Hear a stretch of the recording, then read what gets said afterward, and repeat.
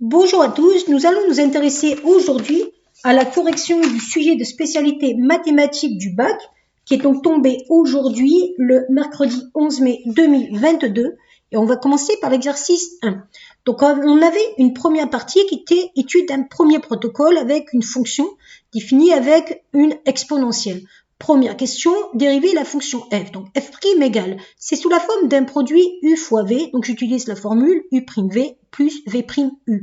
U, ça va être 3t, v, ça va être exponentielle moins 0,5t plus 1.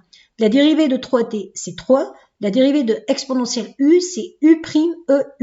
Or, le moins 0,5 que j'ai trouvé ici correspond à la dérivée de moins 0,5t plus 1. Ensuite, il m'a suffi de mettre en facteur le 3 et l'exponentielle.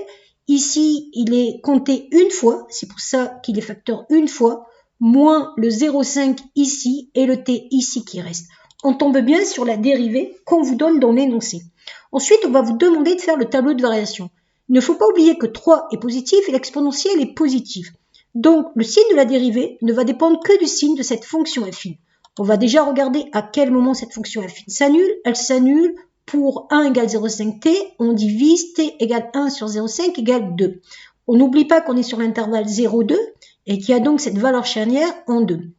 Je peux donc dire, comme c'est une fonction affine, que le coefficient directeur est négatif, elle est décroissante, elle va passer du plus au moins. Vous aurez donc une fonction qui est croissante sur l'intervalle 0,2, puis décroissante sur l'intervalle de 10. f de 0 va faire 0, f de 2 va faire 6, et f de 10, je ne l'ai pas calculé. Grâce à ce tableau de variation, on peut remarquer que le maximum sur l'intervalle 0,10 est atteint en t égale 2, et ce maximum vaut 6. On pourrait le justifier en disant que la dérivée s'annule en x égale 2 en changeant de signe. On peut donc dire que la quantité de médicaments présente dans le sang sera donc maximale au bout de 2 heures et vaudra 6 mg. Ensuite, on va vous demander de justifier des existences de solutions d'équations du type f de x égale 5. D'abord sur l'intervalle 0,2. On dit uniquement, en utilisant le théorème des valeurs intermédiaires, que la fonction est strictement croissante, qu'elle est dérivable, donc continue, et que 5 appartient à l'intervalle image 0,6. À partir de là, il va donc exister une unique solution sur l'intervalle 0,2 de l'équation f de x égale 5, et donc on aura f de alpha égale 5. Pour trouver une valeur approchée à 10-2 de cette solution, on prend la calculatrice. Alors la méthode la plus rapide, c'est de tracer la courbe de la fonction f, puis de tracer y égale 5, et avec la touche calcul de la calculatrice, faire intersection de ces deux courbes. On va donc tomber sur une première valeur 1,06, et dans l'énoncé, on vous dit qu'il y aura une deuxième valeur qui fait 3,46. Déjà, on peut remarquer que ces valeurs alpha et bêta, si on remarque bien, l'image va faire 5 ici, va faire 5 ici. Donc l'image sera supérieure ou égale à 5 sur l'intervalle alpha-bêta. Et comme on vous demande un résultat en minutes pour la question 2b, vous n'oubliez pas de multiplier chaque valeur par 60 minutes, puisqu'une heure c'est 60 minutes. Donc bêta va faire à peu près 208 minutes et alpha va faire à peu près 64 minutes. Ensuite, on avait un deuxième protocole, et là, ça faisait intervenir le chapitre des suites numériques. Alors déjà, on peut dire que, comme on a une baisse de 30%, cela revient à multiplier par un coefficient multiplicateur qui est 1 moins 30 sur 100, c'est-à-dire 0,7, la valeur du U0. Puis après, on a ajouté 1,8. Donc pour avoir la valeur U1, il suffira de faire 0,7 fois U0 plus 1,8. Vous remplacez, vous arrivez à 3,2. On vous demande à la question 2 de justifier cette expression récurrente, cette forme récurrente. Bon, il suffit de dire exactement la même chose qu'on multiplie par 0,7 qui correspond à la baisse de 30%, puis on ajoute ici 1,8 qui correspond à l'addition de 1,8 dans l'énoncé. Ensuite, on vous demande de montrer par récurrence cette inégalité, et ça va permettre de montrer que votre suite croissante est majorée. Donc, la récurrence, elle commence toujours par une initialisation.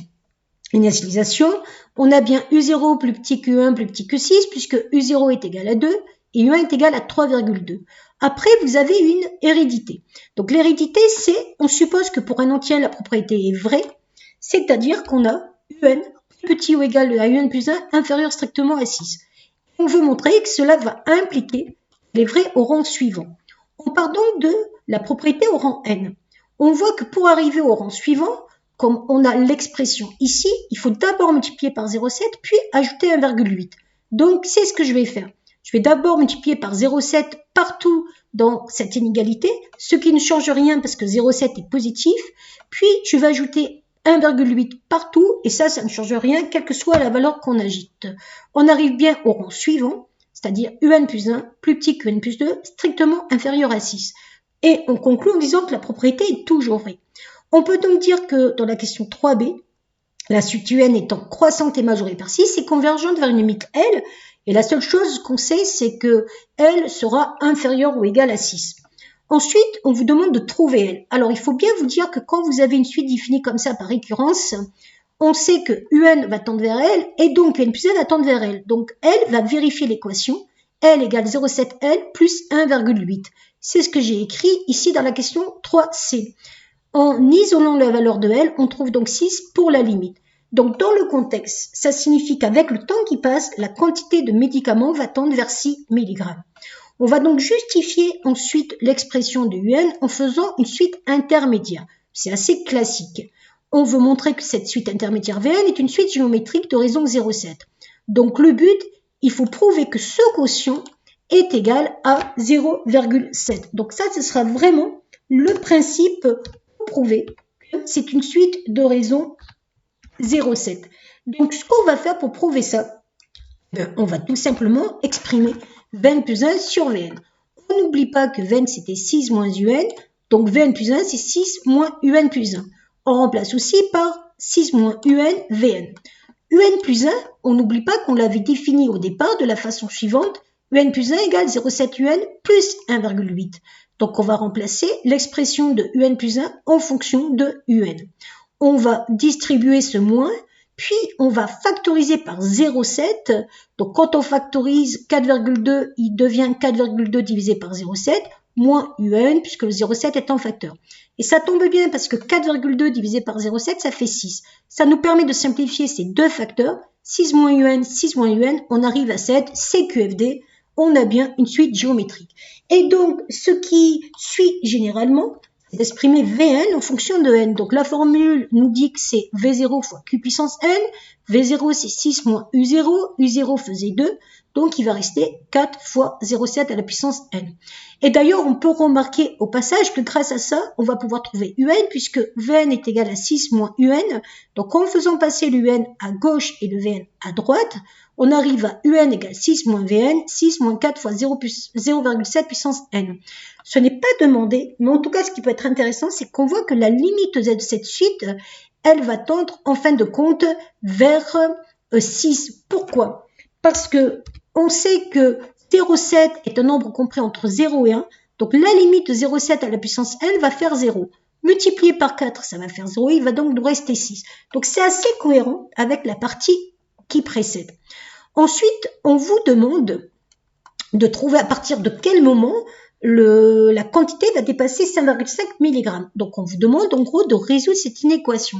On va donc remplacer UN par son expression et le but, ça va être d'isoler N. Donc, pour isoler N, la démarche la plus intéressante, c'est de faire d'abord passer le moins 4 fois 0,7 à la puissance N à droite, puis le 5,5 à gauche. Ça va donner donc 6 moins 5,5.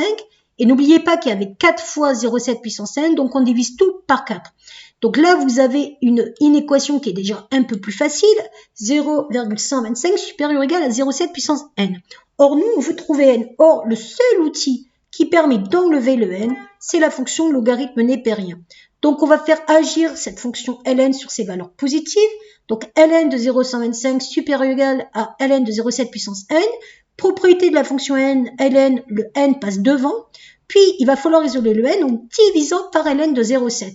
On n'oublie pas que ln de 0,7 est négatif, donc si on divise par un nombre négatif, cela change le sens.